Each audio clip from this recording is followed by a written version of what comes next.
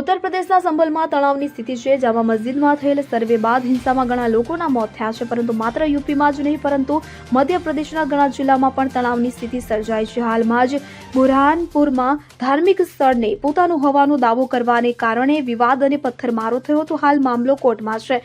જબલપુરમાં પણ પગથિયામાં સ્થિત સમાધિને મંદિર જાહેર કરવામાં આવ્યું હતું. જ્યારે વિવાદ વધ્યો તો મામલો કોર્ટમાં પહોંચ્યો. તેવી જ રીતે મોગંજમાં મુશ્કેલ કોલોનીમાં અતિક્રમણને લઈને વિવાદ થયો હતો. આ પછી પથ્થરમારાની ઘટના પણ બની હતી કે જે બાદ વિસ્તારમાં તંગદિલીનો માહોલ સર્જાયો હતો. સુપ્રીમ કોર્ટના વકીલ વિષ્ણુ જૈન હાલમાં જ ભોપાલ પહોંચ્યા હતા. વિષ્ણુ જૈને જણાવ્યું હતું કે તેઓ ભોપાલની જામા મસ્જિદ અને વિદિશાના બીજ મંડળને લઈને અરજી દાખલ કરવાનું વિચારી રહ્યા છે.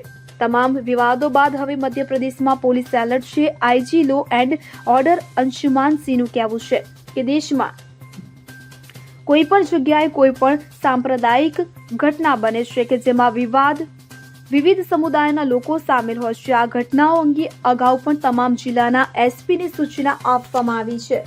Bureau report CN24 news. હવે જુઓ દેશ દુનિયાની તમામ ખબરો તમારી આંગળીના ટેરવે. ઉઠાવો મોબાઈલ અને ગૂગલ પ્લે સ્ટોર પરથી ડાઉનલોડ કરો અમારી CN24 ન્યૂઝ મોબાઈલ એપ.